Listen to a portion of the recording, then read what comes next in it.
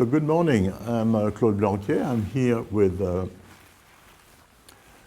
Graham McDonald, our winemaker, Bram Sherman, our assistant winemaker, and Julian Christian, our hospitality director and certified sommelier.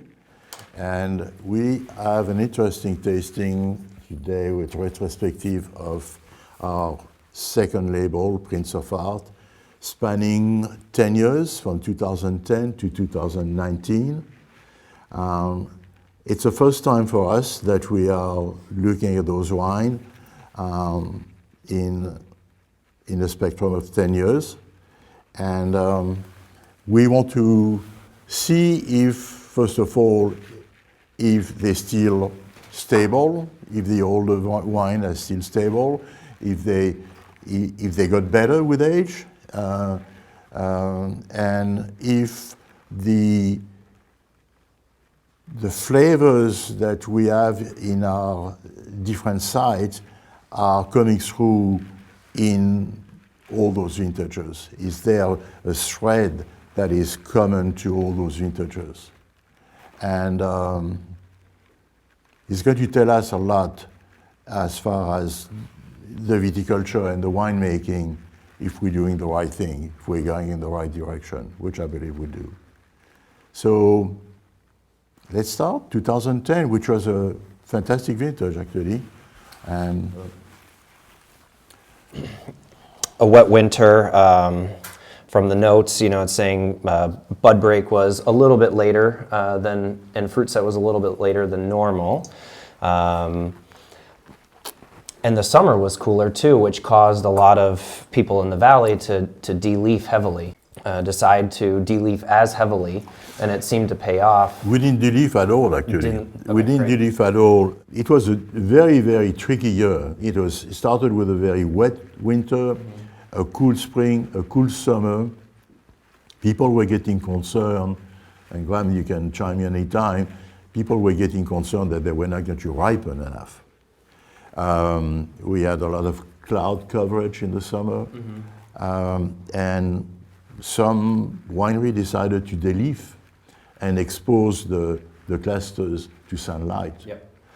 And unfortunately for them, the one that de-leafed heavily, a heat spike came. And I think it was August it was late 24 or August, something like that.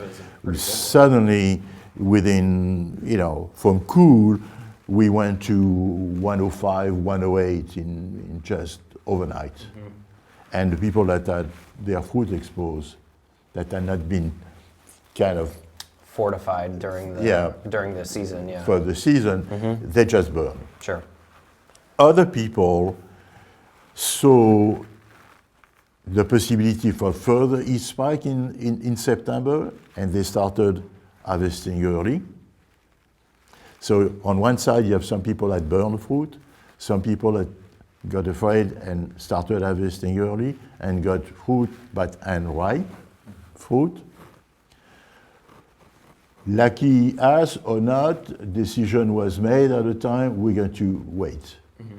And the weather turned to Indian summer. Beautiful weather, no stress, and we made a very, very interesting vintage, more on the European style. Yeah, but still very concentrated, which was very nice. concentrated. Yeah. No, you can see that in the color still. I mean, even with it being a 10-year-old wine, it is so rich. We had last year, when we did the retrospective, the two of us, we did the retrospective of 2010 with Propret and Rive Droite and Prince of Art. We noticed already last year that the wine was delicious. And I remember we were saying, if you have any, start drinking it. I can say it this year, a year later, if you have any, start drinking it, but if you can even keep it for another few years. I don't see the end of that wine. It's still no rush at all. There. Yeah, I remember 2010 pretty distinctly because as a transplant, that was my first visit to Napa, and it was August 17th, 18th, and 19th, and so we came in that coolest portion of the year, and even with some warning from friends, bring a pair of pants. Even during the day, it's not hot. It's not what you think. And then as soon as we left, the tide turned. The vintage, a little tumultuous. The anticipation, waiting for those wines to be released 2 or 3 years later, and then the uncertainty kind of that vintage. Depending on where you were at, or how you farmed, or how you made that wine, there are different results. Being up on Hell Mountain in a de-leaf zone above the fog line, those wines are not the same today. Now, you made a fantastic 2010 in your wine, and we spoke last year about it. That's how I found out about you and your wine. And that tasting in New York with Antonio Galloni, where he introduced your 2010 as a mystery wine. And that wine just blew everybody away. It was your first commercial vintage. Yeah, our inaugural release. Yeah. Great year to start. Yeah, I know. I made the same decision as you, is to preserve the freshness in the fruit by protecting the fruit. I think as you mentioned, there was this incredible drive and it was somewhat of the style in Napa back then, to de-leaf the fruit zone and cook your fruit in the sun. And that's the quickest way that you degrade freshness in the wines. So for me to make the same decision and to see the finesse and freshness in this 2010, even at this age, I think this is fantastic. This is delicious wine. The structure is a hallmark. The concentration of flavors, the Cabernet, very intense. Obviously, a sign of that vintage. But the balance, you see, with Merlot. Some wines, they're stable for a few years, and after 10 years, they start getting disjointed. I remember one thing from my early meeting with Robert Parker about 25 years ago. He always, he told me, he said, great wine, they start great, they don't become great. And I never forgot that, because it's so true now, 25 years more experience in drinking wine and drinking our wine. It is true. A great vintage, right away, it's going to be a great vintage. It just doesn't become great. It will become greater or more complex, if it starts with all the right ingredient in the right balance. Sure. And that's an example of a wine that was in balance when it was made, and now 11 years later, it's still there. Totally beautiful. Yeah. A lot of life left in there. If you have some in your cellar, don't be afraid to drink or hold, because that's impressive. This has a lot of characteristics of the western bench on this side of the valley, sort of North Yountville up to South Rutherford and Oakville. I really relate, and feels like home to me. This black olive character, I think, that came across in the wines is a really beautiful, classic Napa Valley flavor. So now we're going to go to the first challenging vintage of the decade, 2011. Tell us a little bit about weather in 11. Yeah, so 11 was a huge challenge, like you said, for everyone in the valley. It was a wet winter, also a wet spring, which for the wet spring, it resulted in a little bit of shatter. So that did decrease the quantity. Yeah. It was actually yields for us that year was 40% down. Yeah. But then what was really the kicker was kind of the rain in October, which, right when your berries are getting to kind of the peak of their maturation, having a couple rains come heavy through rain is detrimental. And heat, and it was an issue of some berries getting pumped up with water, and skin cracking, and then mildew and all kind of issues. Here, botrytis, which I had never seen. And we saw one of our vineyard, the block 7, which is close to the valley floor, the lower part of the foothills. That vineyard started getting botrytis. And we didn't actually harvest that vineyard. So, you remember that year too? Yeah, I was nervous as well because we had that late rain, a lot of adverse. The curtain was trying to close on the vintage a little bit earlier than we were all used to. So I ended up reaching out to all my friends that I've met as a young intern around the valley across the world. So I particularly remember the French family from Pomerol. I sent him the notes on the vintage and what we were going through, and he responded. He said, "Wow, if that was the vintage we were having in France, it would be a great vintage." So he told me to go out there with my scissors and cut off anything I didn't like. I remember and move Denis forward. Malbec was the winemaker at the time, and Denis was a very calm and cool character, and he kept us really, especially me, really kind of calm down, don't worry. I've seen that. We're going to make some great wine. Don't worry. He kept the whole team kind of confident. We still have ways in the winery to make great wine. So let's do the best we can in the vineyard. Let's pick the best grape we can, and we'll go to it. And he was right. He was right because, well, 10 years later, the aromatic. And still abundant. I mean, it's A lighter version of that wine, indicative of that vintage, though, and the qualitative cut has always been the most important for us. And Denny's comments of we will make some great wine, I think that's incredibly accurate. Prince of Hearts normally is half of our production. In 2011, it's 2/3 of our production. Yeah. We make more of this wine in order to make our flagship wines the best they can be. But as we taste through this evolution, I think we're going to be pleasantly surprised at how this wine gets better and better and better as our vineyard matures through the And year. we'll talk about the difference that a great site makes in challenging years. We're fortunate to have a site south of the valley, Mayakama range, influence of the Bay Area with a constant airflow through the canyon, where even in challenging years, we can make less wine, but we can still make, very, very good wine. And in a way, 2011, now 10 years later, reassure me that even in cool year, we should not be really concerned. I think now the issue, and we will see that when we go to the 2017, where you get the opposite of an extreme, where you get a hot, dry, fire, smoke, and the opposite of an 11, you get in the 17, and in the 17, as we'll see in a few minutes when we go to that wine, was still quite remarkable.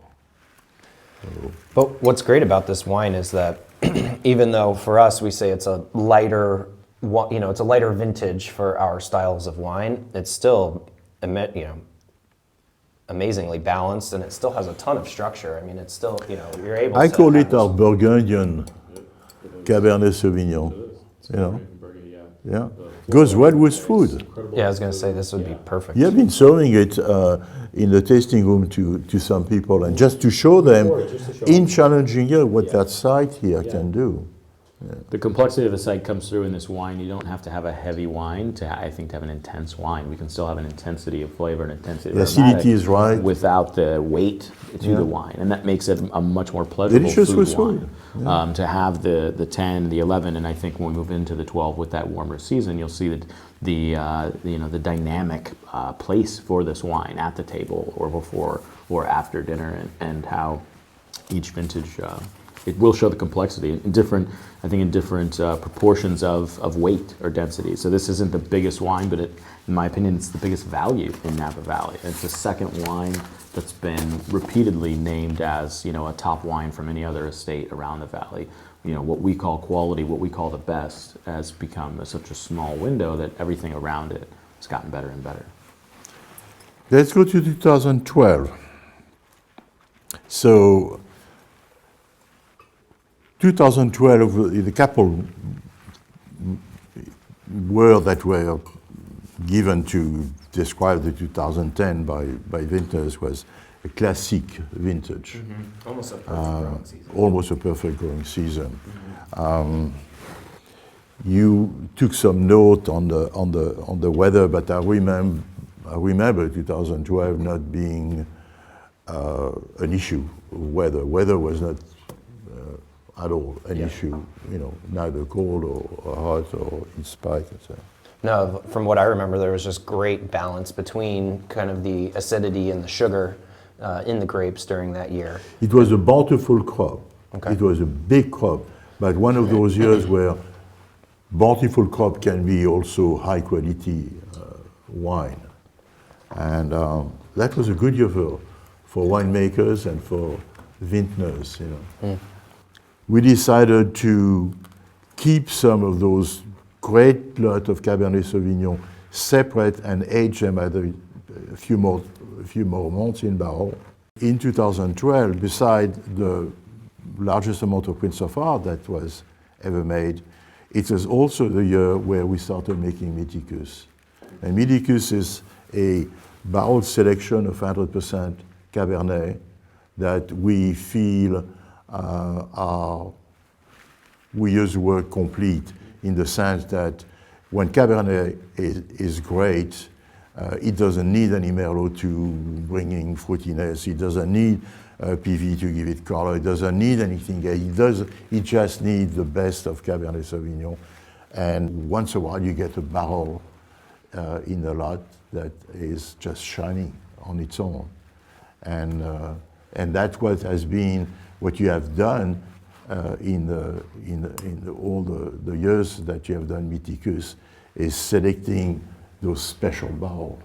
Yeah, the inclusion of barrel aging on wines is an interesting topic because one of the important things is how do you match the wine to the cooper? And so coopers, forests, all these toast levels, all these details have an effect on the wine, and I'm a strong believer that you don't want to perceive the barrel in the wine, and so it's really important that you choose coopers and blends of oaks that elevate the freshness and the sense of place in a wine. And I think that's where the Mythicus became a very interesting endeavor, is really being able to pick the most balanced, most focused, most precise barrels, and also make a wine that reflects the geology and the complexity across the estate. So there's very distinct changes across the extreme slope of the hillside, and I like to, if possible, it's not always, depends on how each block shows throughout that year, but I like to give a representation of the volcanic ash and through. So it is basically a blend of the different Cabernet sites that we have.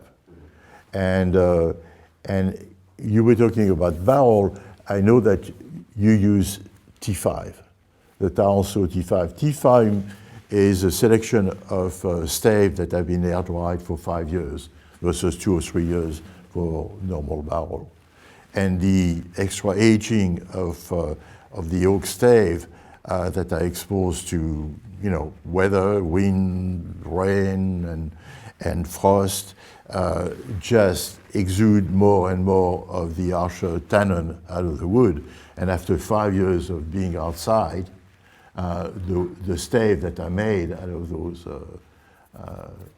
that wood is very, very soft, very soft in tannin.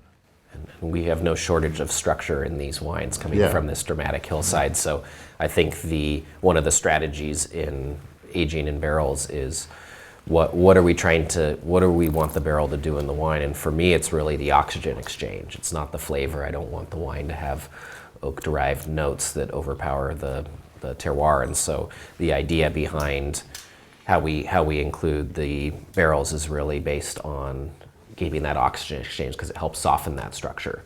So we're not looking for oak flavor, which is why, as Claude mentioned, is I do a very serious barrel select, and that doesn't happen just once in the wine's life. That happens every time we address the wine, so anytime we rack it. So I'll taste through all the barrels, and then anything I don't think is matching or balancing well, we'll do a lot of swapping, which is a labor of love and an endeavor to complete. But if I feel like a barrel's out of balance, we'll swap it out with something else. And we make decisions every step of the wine's life in order to incorporate the oak flavors and not overpower the wine. Let's move to the 13. And I guess one thing, we don't make our second label wine any different than our flagship wines. You know, yes, on a winemaking standpoint, you know, from our approach, I think that's the most important thing that I would like to kind of talk about with that, is that, you know, we treat these wines the exact same as we do of our flagships. It's just the fact of the deselection. The wine become Prince of Art or Mythicus or Propre or Rive Droite after Graham select the lot of the best barrel for each specific wine. Exactly. So it's not one section of the vineyard or younger vine versus older vine. It's just the mystery of nature. You put the same wine in 10 barrels, identical wine. You come a year later, you taste the barrel. Some of them are going to taste better. Exactly. So that's... And we stop trying to figure out why. But there is one thing we know for sure, is we know when we taste, based on our taste, what we like the most. That is not difficult for us. It's not difficult for you, to taste 10 barrels and say, this one and this one are the best. Maybe the other one will be as good 6 months later, but at the time of decision, when you make your selection, you're sure of what you're doing. This one and this one are the best, and that's the one you select for Mythicus. So Mythicus, the best of the Cab, the Merlot, Rive Droite as the best of the Merlot barrel from different parts of the vineyard. So 2013, Yeah, it was fantastic year. Yeah, really it was a benchmark vintage for Napa Valley as a whole. It had the warm and dry spring. It was sunny, but the cooler fall kind of allowed for just that ideal phenolic maturation. It kept the progression of the vineyard in a very measured rate, which is ideal for maturation. You don't want to have, the timing of maturation to speed up and slow down depending on the weather. You want it to be nice and kind of slow and steady. And so really 2013 exemplified all of that for us. Yeah, the one shortage spike in late June, which that time of year is not really that bad, and it actually maybe just pushed the vine into early veraison. But otherwise, the weather was just perfect. Mm-hmm. And again, late season Indian summer condition where no rush to harvest. We could really pick, when we wanted. And we usually have 28 to 32 picks. And this year was just taking our time. And it paid off, that wine has picked up a lot more black fruit maturity late in the season. Love this wine. This was when we were courting each other and talking about working together. This was one that you kept pouring for me and kept my eyes open to the possibilities here. And I think the 13 vintage just has so much power, and it's still a young wine. It's actually, from a viticultural standpoint, at least at this point in the season, reminds me a lot of this year. Smaller canopies, smaller crop. You can really taste it in the wine. There's just a ton of concentration. It's still honestly, baby. Almost forget we're tasting Prince of Art. I think I'm tasting flagship here. Yeah. It's a true overachiever. Yeah. That's the thing. In great years, there's not a lot of difference between the second one and the first one. It's a good time for customers to, take advantage of that. I remember this vintage well. This was my first vintage working in Napa, and actually I was sleeping on Graham's front porch outside on the futon, and so it was perfect weather that year because I was able to sleep outside without any interaction, intense weather episodes. So and you should point out we were living in a 600 square foot cottage, so there wasn't actually an extra bedroom to store in. So. Blend here, 80% Cabernet Sauvignon, 11% Merlot. So one thing is you fluctuate with the blend in Prince of Art from year to year. And I should describe the way I approach this blend and blending in general, especially if the estate wines, as you said, there's barrel select. So these are essentially lots that were fermented in the same tank, and just their only difference is cooperages and things like that. So these wines give me the flexibility to pursue a specific style or vision on the estate wines. But I think a lot of the qualitative things can be the same. It just doesn't fit within my stylistic vision for the various estate wines. And so part of the fluctuation, especially as you see the second flight, is our vintages that I worked on. The first flight is my predecessor, Denny Mobeck. And I'm much more excited about the Merlot. You can see the percentage of Merlot dialing up because one, I feel like the Rive Droit is such a special expression of place, and this is such a interesting site for great Merlot. And I also love to include up that percentage in the Prince of Hearts because I feel like it brings a suppleness, and also it makes the wine different. I don't want any of these wines are all individual expressions of geology and different variations within the vineyard. So the Prince of Hearts having a higher percentage of Merlot actually differentiates it more from the Prop Red and the other estate wines.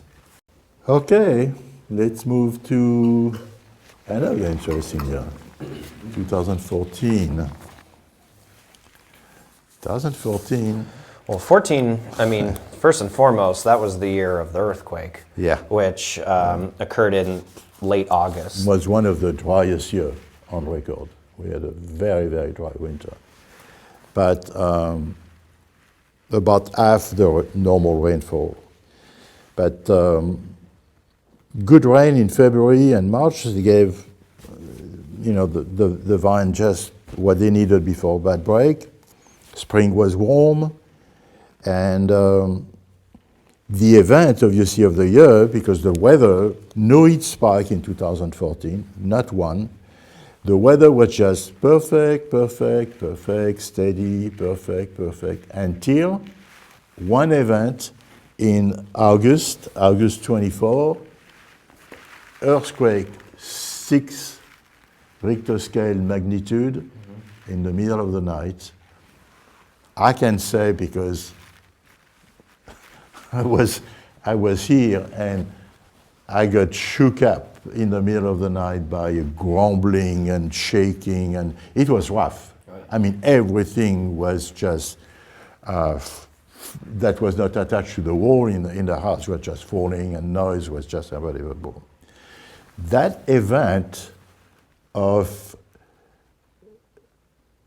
that earthquake did shake the fractured rock of the mountain range behind us, and water, pockets of water started flowing down, got freed up and started flowing down to the valley, to the creek. In your property, the Tokalan Creek, and talk about the Tokalan Creek, because your stream flowed for the rest of the year. Yeah, it was probably 2 or 3 days after the earthquake, I saw all of a sudden the water start flowing again at the middle of the summer, which is not typical. Which is normally dry creek. Yeah, it's a seasonal creek. And so my first instinct, I went up, walked the creek and to the neighbors' houses to see whose pipes had broken in the earthquake and was wasting a bunch of water. And as I got past the houses, I realized it wasn't coming from the houses, it was coming from the natural springs in the mountain behind us in the canyon. So it was very interesting because it continued to flow all the way into the rainy season. It was an incredibly large amount of water that came down, and I just thought it was so fascinating that there was this release from the earthquake in regards to hydrology. I know from our neighbors from the Napa Vineyard, Dominus, where they told us that after that earthquake, they saw within days some of their vineyard getting greener, the leaves were getting greener again, especially on the old vine that are dry farm, that had roots deepen up, and suddenly that water coming down from the mountain and the ground under their vineyard started, watering those vines, and those vines, the leaves started turning green again. So what impact did he add on the flavors or the aromas of that?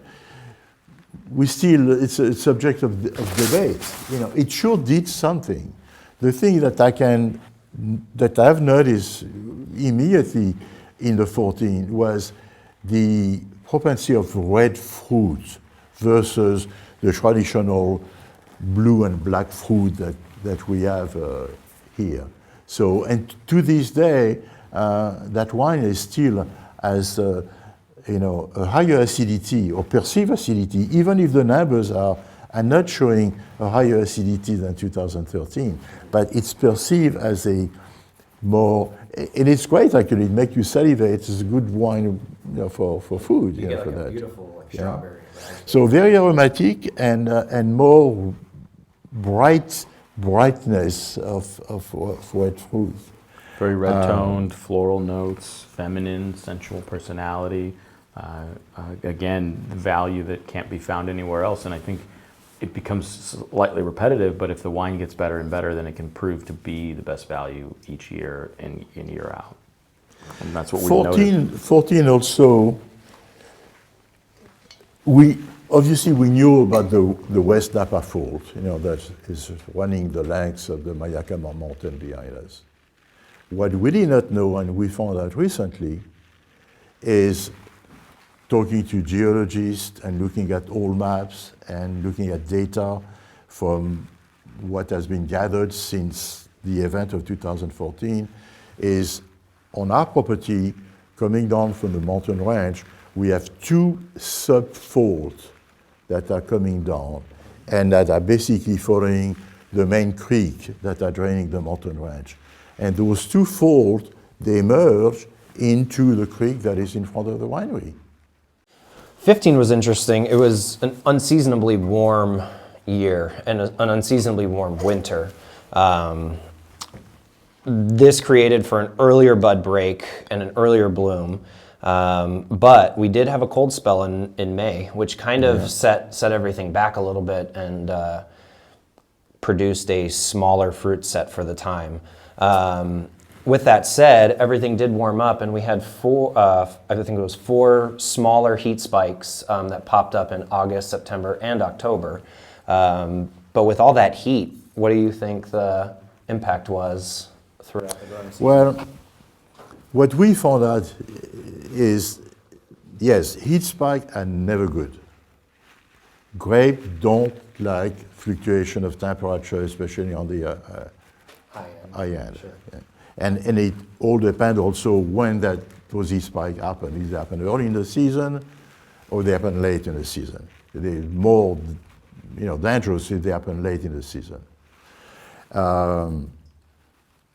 But even in a year like 2015 where we had heat and we had heat spike, we made compelling wine because we have 60,000 linear feet of shade close.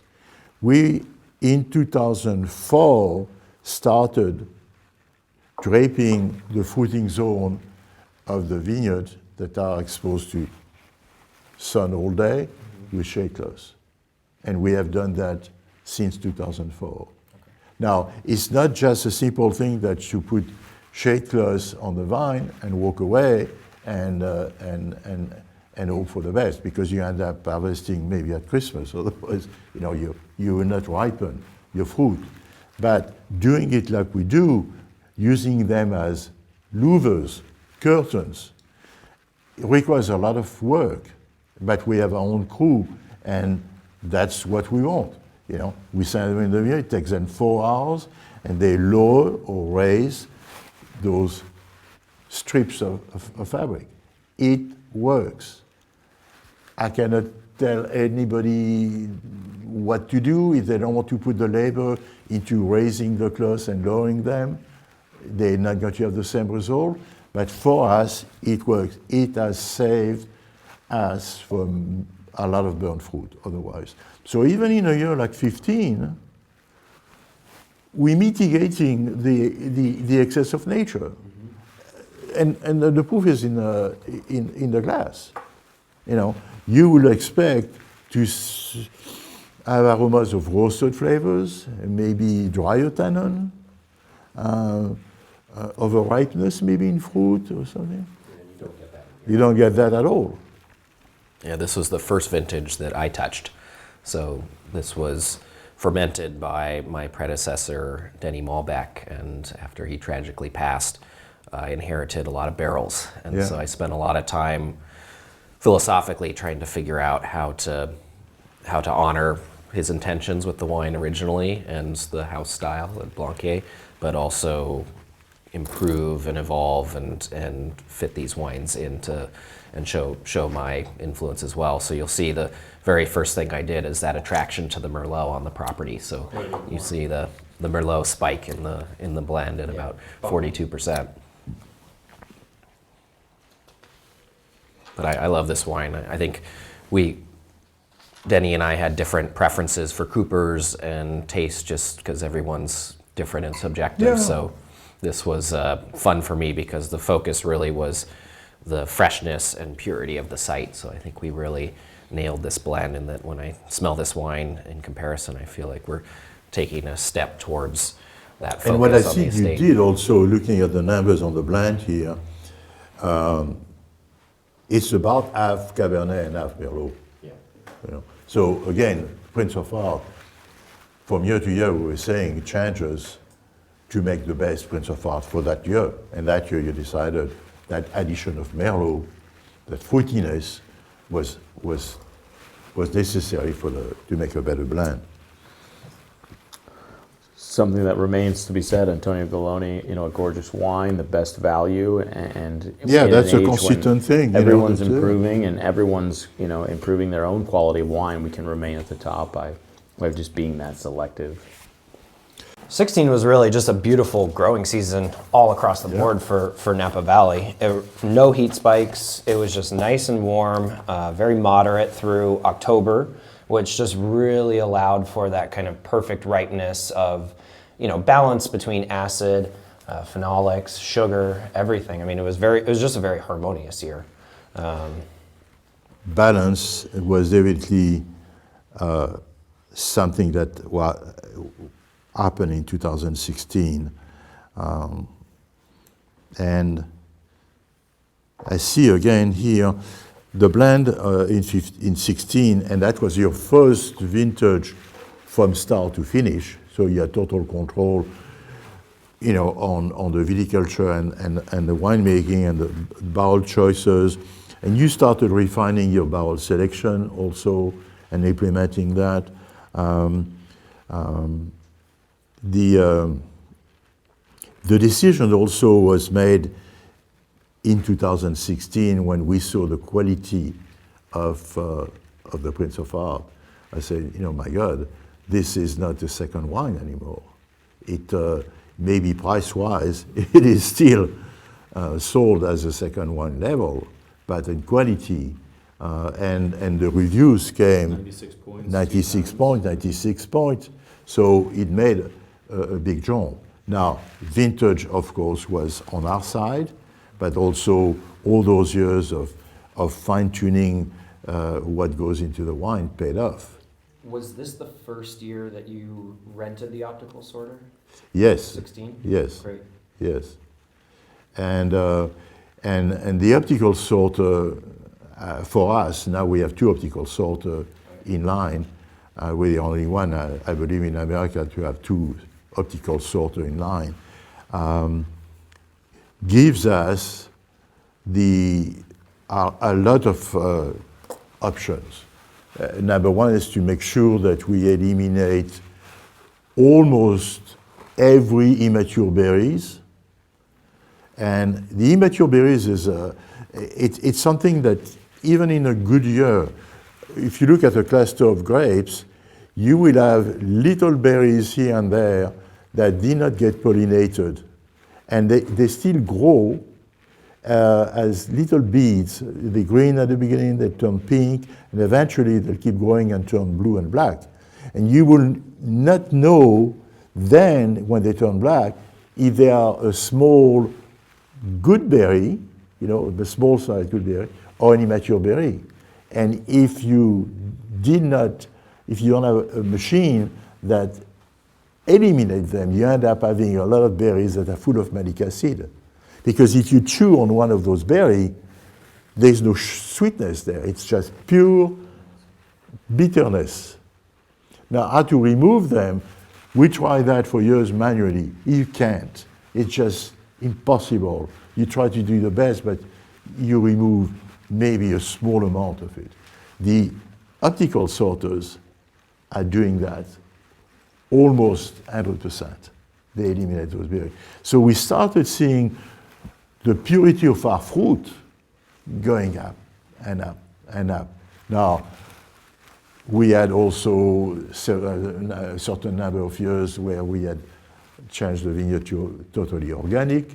That started paying off. There is the age of the vineyard also, wine getting better. But the optical sorter just helped us to make a big jump Qualitatively. quality-wise. Yeah. Absolutely. Yeah, the organic viticulture, I think, really emphasizes the vitality in these wines also. It's like the elimination of things that can contaminate that, and the life in the vineyard, the biodiversity. It really feels like we're starting to capture some of that freshness and capture the wildlife and the wilderness around us. This vintage also reminds me a lot of 13 in regards to density and concentration, and it's not in my nature to do anything halfway. So I think from a me embracing this wine, it's actually one of the hardest ones to come up with, because I don't. Every time we say second wine, I cringe, because it really, that's not the goal. It's not anything left over. It's how do we dictate a different version stylistically of the estate and release it at a price that.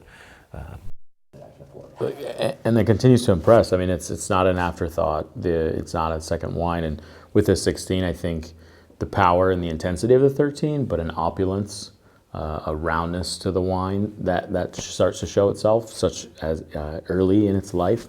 And then the tasting notes that we can look at, the critics' reviews, drawing on those complexities of each varietal, big and fruitful, mintiness, blood orange, Merlot coming into play for the first time, as a dominant characteristic of the wine, not just a softening impact.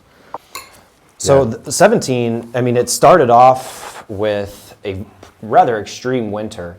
Like I had said before, I mean, the rains there were rather epic. There was a lot of flooding during 17, all across the valley, a lot of washed out roads and down power lines during that winter. But it all was so concentrated between January and April. And then after that, there was nothing. No rain. Yeah, no rain, which is fantastic for, mitigating things like botrytis and stuff like that going later into the season.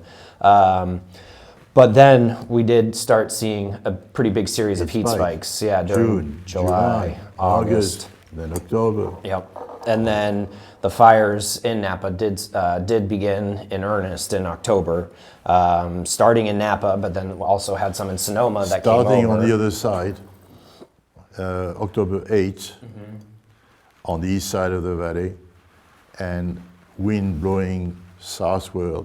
Yep. And I remember that fire. It's like 10 o'clock at night, 9:30, 10 o'clock at night, and it was just an explosion. It had been hot and dry for days and days, warm nights, not only just warm days, but warm nights, and that thing just exploded.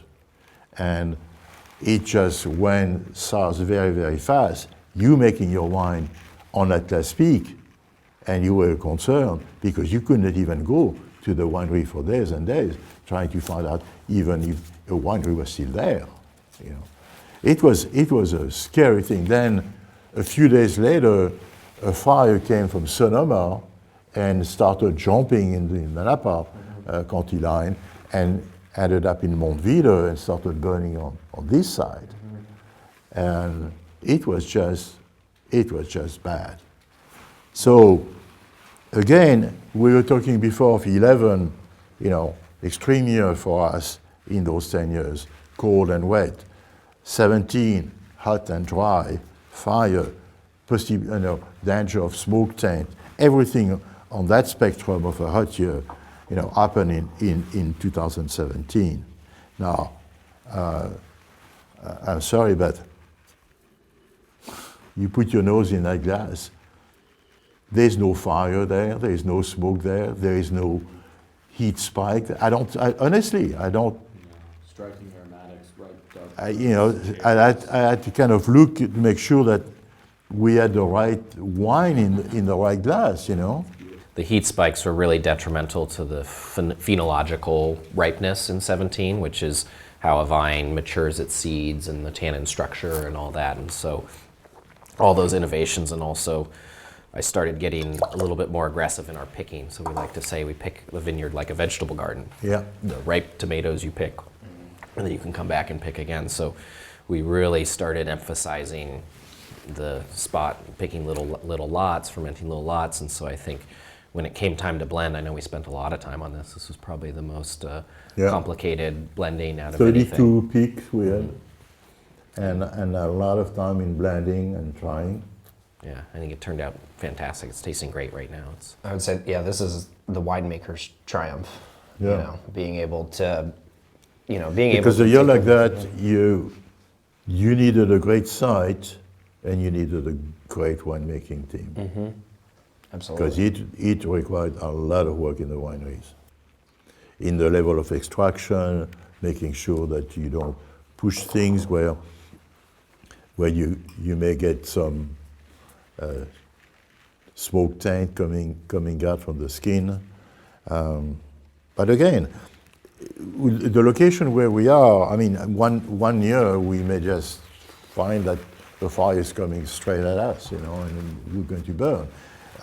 That's the danger of being in the Napa Valley. It's the danger of having a vineyard on a fault line. Yes, you can have earthquake, you can have fires, you can have a lot of things, but the reward, are there. It is still an unbelievable viticultural area that is, I remember of years, of Pompeii, and the Vesuvio, and people knew that volcano was very, very dangerous.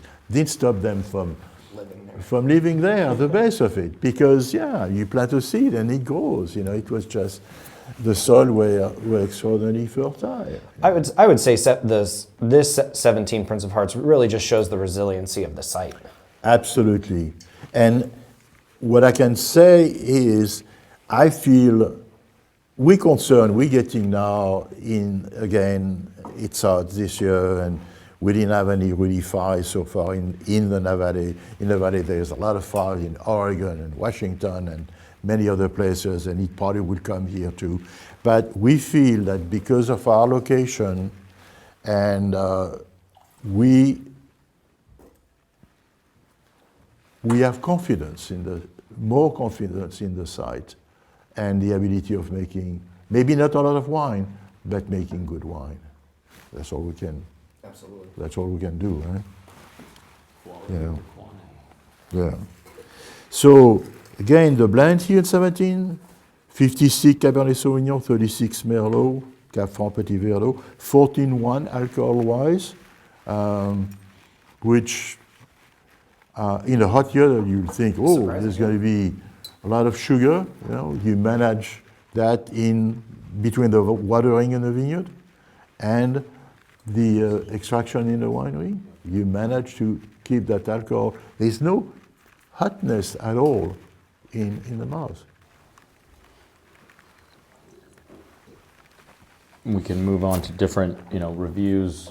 Jeff Donuk, the International Wine Report, and the descriptors are the same: finesse, elegance, precision, balance, value.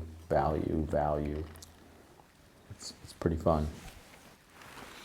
This is, bravo, because difficult here to make great wine. Not that difficult in 13 or 16, but in 17, that's where you judge site and winemaking. 18, another great year. Yeah, 18 was a seamless season in terms of agriculture. I mean, there was really no heat spikes of note. Phenomenal phenolic maturity during the whole season. And not to mention, there was abundant rain in February, which really led to a really, really nice fruit set and bloom. So it was a pretty big year for Blankiet, correct? It was a very good year. Yeah, we were up 30%, about 30% from 40% probably from 17 and 30% from a normal year, which was welcome after a short year. One big difference in 18, again, Armiticus got 200 points, Merlot got 100 points. Again, the flagship wine got really great accolade. In 2018, we decided to do something with Prince of Art. We had seen since 16 and even in 17, in a tough year, that Prince of Art did not really belong anymore as a second wine. It was more in the flagship portfolio. Mm-hmm. But we have lesser lots, and we needed to find the right place for those lesser lots. Not bad lot, it's just lesser lots. So we decided to create another wine. And the little story behind the painting behind us here is the one in the center is the Prince of Art. Mm-hmm. Label came from that painting. Those paintings are Austrian painting that were painted in 1804. And I bought this one at auction in Austria in 1995. And the three lots, there were three independent lots, were at the auction. And I had a bid on all of them, but some other prices started going up and I had to concentrate and put all the few pesos into one lot, and I got this one. Now, we made a label out of it. And I love that cherub because he's not a fat baby, you know. You look at him, he has a stance, you know. He has his foot down here. You know, he's a powerful little guy. Okay? 25 years later, at an auction in Rome, 2 years ago, I see the two other paintings coming out of the auction. I put a bid on those two paintings. I said, I don't believe that. Now, maybe I can close that circle. But because of the 9 hours difference, we were supposed to be at the computer at 6 o'clock sharp, and I was at this computer by the time it booted up, 6:03, 6:04. They were at the beginning of the sale, and they got sold right a minute before, you know. And we were very upset. 6 months later, I see those two paintings again at the auction, at their June auction. I contacted the people and said, what's the story? I was the second bidder in December. They said, well, the guy who won did not come back with the money. So we put them back at auction. So I said, well, you should have contacted me because I would have, you know, bought this painting 6 months ago. Anyway, Catherine, my wife, said, this time we need to get. So we were sure we were there early enough, and somebody started bidding against us, and on and on. So we got them, but we paid a lot more than we would have paid 6 months before. More pesos than you thought? Yeah, more pesos had to go into.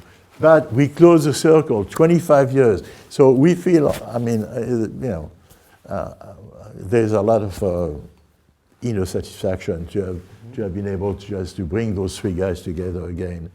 And going back to 2018, we decided to do something about Prince of Art, create another label, a true label for a second wine.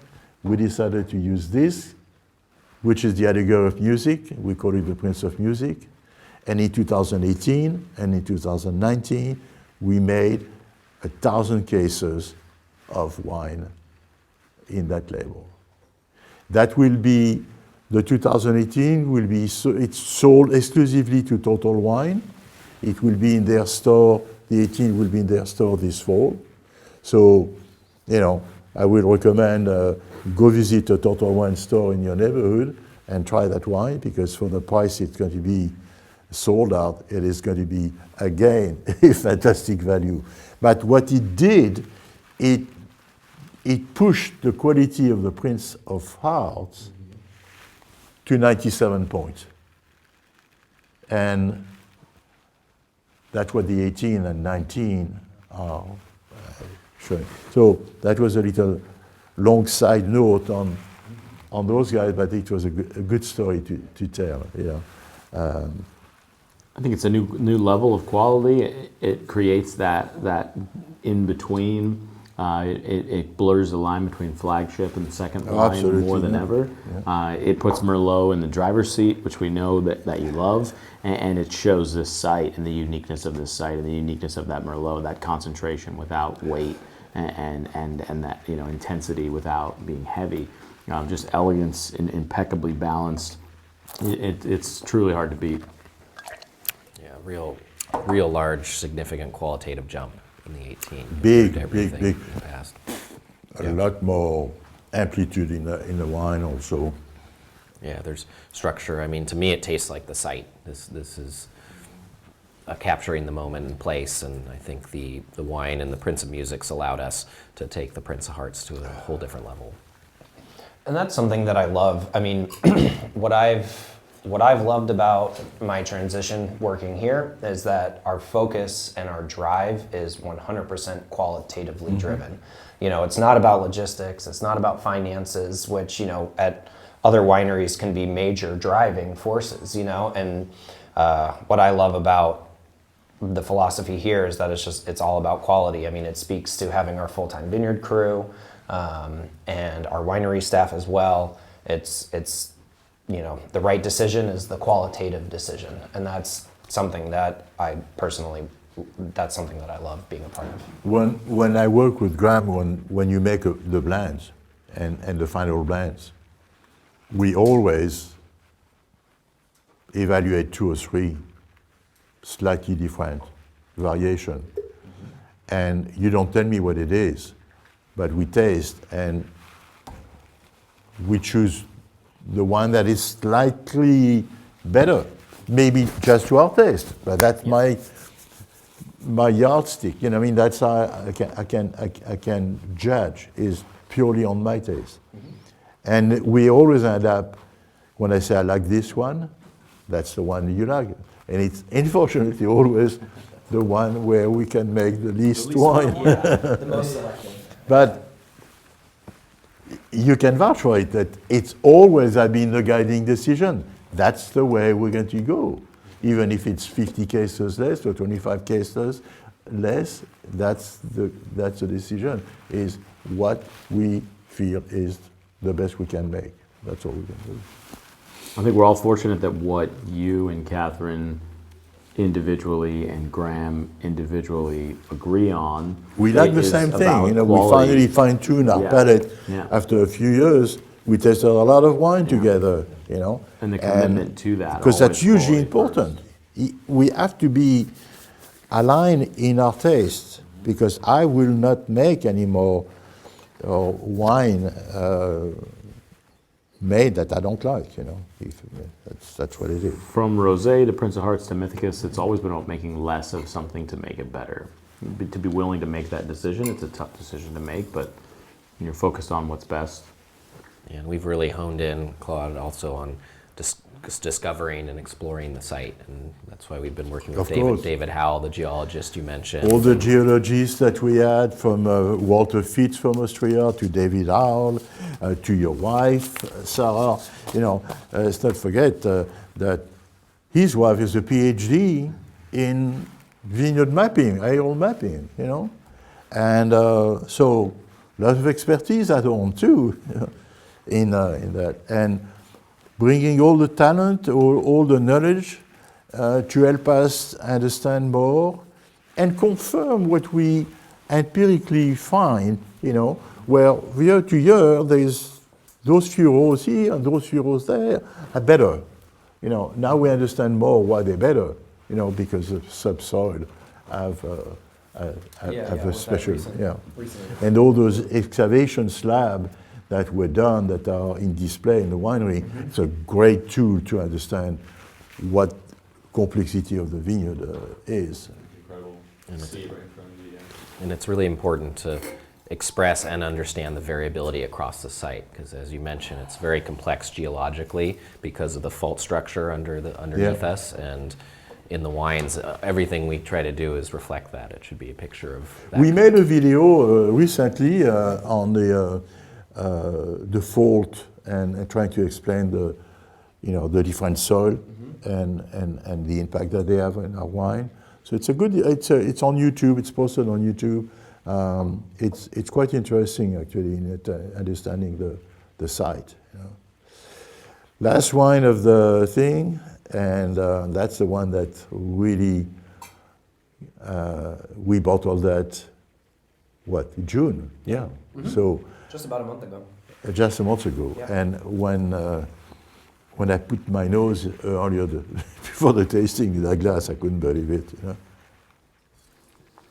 So yeah, so for 19 we had a very nice, long, and warm summer, not overly hot, very, very mitigated, with only one short heat spike really of note. Mid-August, a short one. Again, I'm not less concerned with those heat spikes. Before we were kind of frantic about the breath, thing. yeah. But now we see that our shakers are really, really helping us. If the heat spike lasts 4, 5, 6 days, that's a different story. But 1, 2 days, it has really no impact, or impact that we cannot perceive. And so yeah, really with the ideal summer, I mean, it was ideal conditions for hang time for the clusters for maturation. Had those kind of cool evenings and even cool mornings, a lot of foggy mornings during 2019, burning off in the afternoon. But it really created kind of the great balance of structure and color for extraction for the vintage.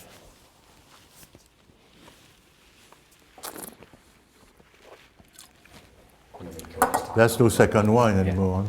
No. It's And you can see definitely well planted in the flagship lineup. Huh? Yeah, and I've This is unbelievable. achieved putting in more Merlot than Cabernet. For this year. Yeah, I see Merlot 51%, so yet, that's right, more Merlot than Cabernet, 40% Cabernet. That's the first vintage doing that, correct? Yep. Yeah. Yeah. Which, I mean, for me, speaks to the Rive Droit, where you just get that beautiful Yeah, the aromatics. aromatic, And then the flavors that, you get so much fruit in the aromatics, but when you taste it, there's so many secondary and tertiary flavors, that speaks beyond just the fruit. And so, that's, in my opinion, what leads to the complexity. And I mean, For me, this is the best Prince of Art we ever made. I love the 10, I love the 13, I love the 16, but I think the potential, because that has only been bottled for just a few months. It just it had not been reviewed, that had been Doesn't seen mean by it doesn't mean anybody. it's not the best. But I'm confident this one. Smaller production, really smaller case count, more involvement, more intention. Yeah, I mean, and it pays, was a bountiful year in a way. 19 was a good year, quantity-wise, but again, I think 800 cases or 700 cases were made of the Prince of Music. So. it was about 1,300 of the Prince of Hearts. Prince of Art, Yeah, 1,300, and about 700 or 800, 700 Correct. of the Prince I think, of yeah, Music. closer to 800, yeah. So a big chunk of the Raffertannen went into the other one, and this is. Yeah, you can really sense that balance. I think the intention was that we have such good Merlot that doesn't always make the Rive Droit from a stylistic standpoint, that let's showcase that. And I know you had And some... it's interesting, because we learn now, doing the tasting, I'm really happy about those 10 years here for a lot of reasons. But we see an evolution, and we see an evolution in the right direction. Yep. We have a reassurance that after 10, 11 years, the wine are stable, are balanced, they're just wonderful, and have shown improvement with bottle age, which that's a goal. And to the newer bottling, my God, this is just it's hard to kind of pat yourself on the shoulder. You know, I don't want to pat. It's but it's a site. It's a site. It's all the guys. You know, from the winemaking team to the vineyard work. You know, that obsessive attention to just trying to personally do our best. What were we talking about last week? It was a little bit of obsession.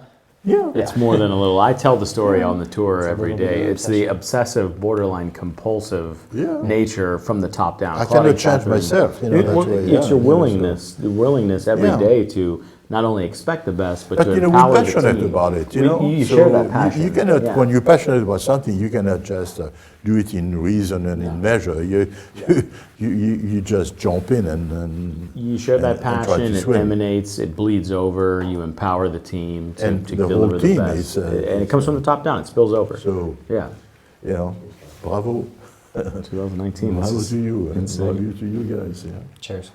Yeah, and look, really, we've established a pretty strong cultural shift too, as you're mentioning. I know the vineyard manager George, who's not here right now, as we said, he dreams about what's You going talking on. of in an the vineyard. obsessive libido too, Yeah. George. You know, he comes at night when they do spraying at night. He comes and just check on them. Or he bring them water. He bring them sandwiches. You know, just to make sure that those tractor guys are.